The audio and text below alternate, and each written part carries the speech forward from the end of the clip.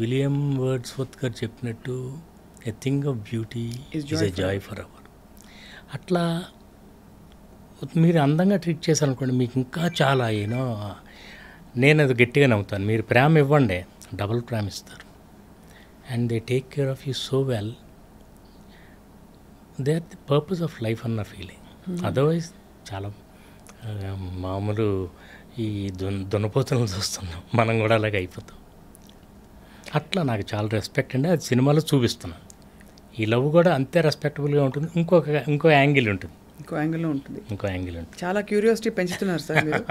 Sir, శ్రీకమల్ని ఈ రోల్కి తీసుకోవడంలో యాజ్ అ డైరెక్టర్ మీకు ఏమన్నా did you have a specific reason? మీ అబ్బాయినా లేకపోతే కాదు ఈ రోల్కి, బికాజ్ మీరు తరుణ్కి అందరూ పెద్ద హీరోలు అందరితో, అలాగే చాక్లెట్ బాయ్, ఆ తర్వాత ఆ వెరీ లవబుల్ హీరో అనే కాన్సెప్ట్ ప్రవేశపెట్టింది మీరే. కాబట్టి చెప్పండి, శ్రీకమల్ ఎలా అమరారు ఈ క్యారెక్టర్? అసలు ఫస్ట్ ఆఫ్ ఆల్ ఇది శ్రీకమల్ కోసం అని రాసిన స్క్రిప్ట్ కాదండి. ఒక కొన్ని సంవత్సరాల క్రితం నేను కరోనా ముందు రెడీ చేసుకుని 2-3 చెప్పాను, కుదరలా, జరగలా. అలాంటప్పుడు జిలేబీ అనే సినిమా అనుకోకుండా నేను వాడి కోసం చేశాను, వాడు కూడా చేస్తున్నాను. అండ్ అది మాకు కొంచెం disappointing. So I'm very proud of the film. కానీ మేము సరిగ్గా ఆడియన్స్లోకి తీసుకెళ్ళలేకపోయాం. ఏదో సంథింగ్ డిస్టర్బెన్స్ జరిగిందిలేండి, చాలా ఫ్యాక్టర్స్ ఉంటాయి కదా. వాడికి అది అయిపోయేసరికి మరి స్క్రిప్ట్ రెడీగా ఉంది. వాడు ఇప్పుడే ఈ స్క్రిప్ట్కి కావాల్సిన వయసుకు వచ్చాడు. ఓహో, ఓకే, కరెక్ట్గా మ్యాచ్ అయ్యేది. ఈ టైం వచ్చింది, జిలేబీ అయిపోయింది, వెంటనే చేయడానికి everything is ready. And I did not become a producer by choice, by chance. నేను కేవలం స్క్రిప్ట్ రెడీగా ఉంది, కథ ఉంది, కథానాయకుడు ఉన్నాడు, వై నాట్ అని నేనే స్టార్ట్ చేశాను.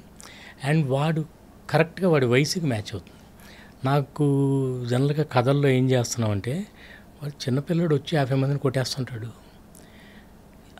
వాళ్ళ వయసును మించిన క్యారెక్టర్స్ చేసేస్తున్నారు. అది కొంచెం మ్యాచ్ కదన్న ఫీలింగ్. వీడు కూడా వచ్చి డాడీ నేను కూడా 10 మందిని కొడతానంటే ముందు నేను వాడిని కొట్టేవాడిని. సో నీ వయసుకి మ్యాచ్ అయ్యే క్యారెక్టర్ చేయండి. అలాంటిది ఇది కరెక్ట్గా కుదిరింది, అందుకని వెంటనే స్టార్ట్ చేసాం. అండ్ నీకు వాడి పెర్ఫార్మెన్స్ అంటారా, మీరు చూసి చెప్పాలి. And I'm very happy with the film. అమ్మాయి కొత్త అమ్మాయి, తెలుగు అమ్మాయి. చాలామంది అమ్మాయిలు చూసాం. ఒకరోజు she just walked into my office. చూసిన వెంటనే నువ్వు ఉషా అన్నావు. తర్వాత చెప్పింది, సార్ మీరు ఆల్రెడీ నన్ను రిజెక్ట్ చేశారండి. ఇప్పుడు రిజెక్ట్ చేయటం ఏంటి, I'm seeing you for the first time అన్న. లేదు సార్, జై చిరంజీవి సినిమాకి చిన్నపిల్ల క్యారెక్టర్ నేనే, సతీష్ అనే వాళ్ళ డాటర్ అనమాట అమ్మాయి. సో ఆ జై చిరంజీవికి ఆయన క్యాషియర్. సో అప్పుడు వాళ్ళ డాటర్ని తీసుకొస్తే ఫోటోషూట్ చేశానంట. అంతా చేసి మీరు నన్ను కాదని వేరే ఇంకొక అమ్మాయి, ఇప్పుడు చేసిన అమ్మాయి శ్రేయ అని ముంబై గర్ల్, అప్పుడు రిజెక్ట్ చేశారు. నేను చాలా ఫీల్ అయ్యాను. అప్పుడు నాకు 4 ఏళ్ళు. ఆ అమ్మాయికి ఇప్పుడు గుర్తుంది, అది చాలా ఫీల్ అయ్యాను. మరి నాళ్ళ తర్వాత మళ్ళీ నేను అప్పుడు, సో నువ్వు అర్థం చేసుకో, దెర్ ఈజ్ సమ్ డిజైన్. అప్పుడు కానీ నువ్వు చేసుంటే ఇప్పుడు నువ్వు హీరోయిన్గా వచ్చేదానివి కాదేమో నా దగ్గరికి. చూసి very good girl, very talented girl. తనకి చాలా మంచి ఫ్యూచర్ ఉంది. అండ్ అన్నిట్లోకి మోస్ట్ ఇంపార్టెంట్ అంటే very well behaved girl. No problem, ఏదన్నా నో ప్రాబ్లం. నేను అలాంటి కమిట్మెంట్ చాలా తక్కువ మందిలో చూశాను. కెమెరా కోసం నో కంప్లైంట్స్. అవునా? No complaints. మిగతా హీరోయిన్లు కొంచెం ఇబ్బంది పెట్టారు సార్? కొంతమంది, అందరూ కాదు. అంటే నేను అంటూ ఏంటంటే, తనకి షార్టే ఇంపార్టెంట్. చాలా కష్టంగా మంచులో సాంగ్, మీకు తెలియదు ఏమన్నా, కొంచెం గ్లామర్గా ఉండే డ్రెస్సు, ఈ షర్టర్లు ఇవన్నీ అయ్యాం.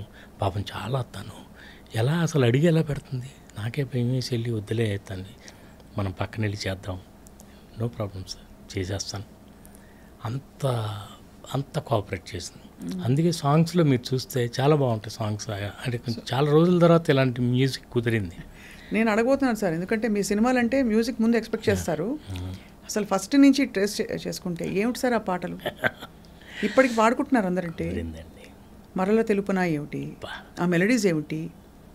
వందే మాత్రం శ్రీనివాస్, మరల తెలుపునా. అదే ఇందాక మా బోస్తో అన్నాను సార్, ఏంటి వందే మాత్రం శ్రీనివాస్ గారు అసలు ఎర్రజెండా, ఒక విప్లవం, ఒక యాక్షన్, ఒక అలా ఉండేది, అలాంటి మెలడీ ఇచ్చారు ఆయన అంటే ఎవరి గ్రేట్నెస్ అది అంటే ఇద్దరు గ్రేట్నెస్ అని చెప్తున్నారు. లేదు, అది వందే మాత్రం శ్రీనివాస్ గ్రేట్నెస్ కంపల్సరీ. ఎందుకంటే తన దగ్గర అది ఉంది. నేను కేవలం జస్ట్ బయటికి తీసుకొచ్చాను అంతే.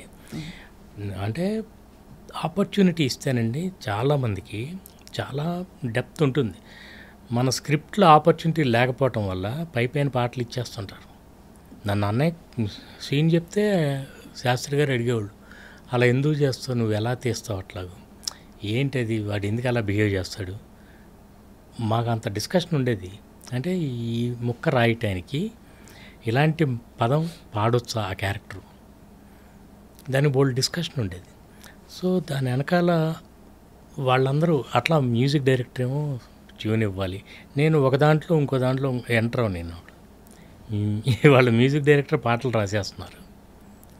ఇన్ఫ్యాక్ట్ నా ఈ సినిమాకి కూడా తను రాశాడు. కానీ పాట మ్యాచ్ అయితేనే రాయాలి.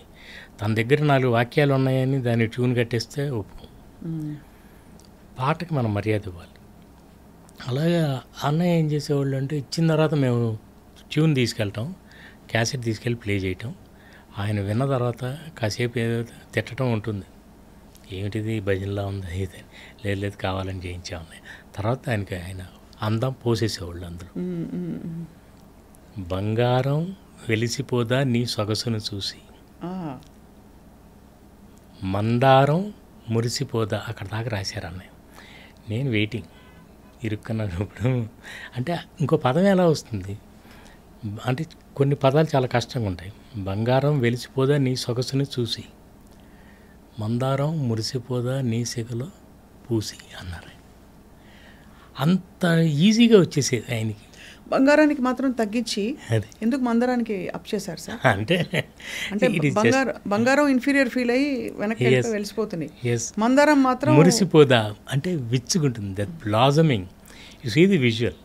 ఇప్పుడు నేను ఇందాక విలియం వర్డ్స్వర్త్ గారు అన్నది కూడా, ఎందుకంటే డాఫడిల్స్ అని ఆయన ఒకటి రాశారు, కొన్ని లక్షల డాఫడిల్స్ స్వేయింగ్ దేర్ హెడ్స్, అంటే మీకు విజువల్ తెలుస్తుంది అన్నమాట. అట్లా మదన్ మోహన్ గారి మ్యూజిక్లో ఉంటుంది. సైకుడం షెహనాయియా అని లతా గారు పాడతారు. కొన్ని కోట్ల షెహనాయి వాయిస్తే ఎలాంటి ఫీలింగ్ మీకు విజువల్ ఇచ్చేస్తాం. సైకడో షెహనాయియా మంచి పాట.